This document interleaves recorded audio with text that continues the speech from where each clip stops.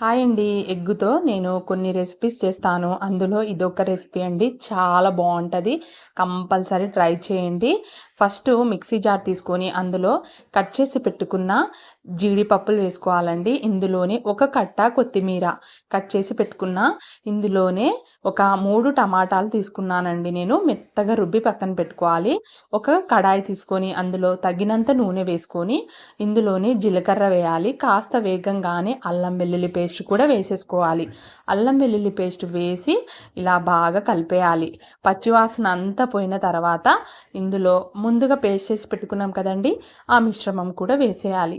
వేసి కాస్త ఉప్పు, పసుపు వేసేసి ఇందులో నుంచి నీరంతా కొంచెం తగ్గేటట్టు ఇలా బాగా మరగాలి.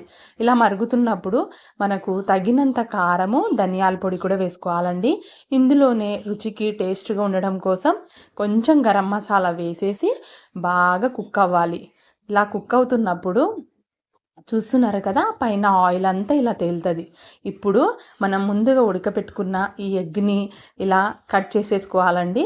కట్ చేసిన తర్వాత అందులో వేసేయాలి. అంతే, సింపుల్ రెసిపీ. చాలా బాగుంటుందండి. టేస్ట్ మాత్రం చూస్తున్నారు కదా, కంపల్సరీ ట్రై చేయండి. ఓకే అండి.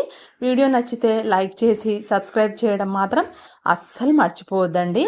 కామెంట్ కూడా చేయండి. ఓకే, బాయ్ అండి.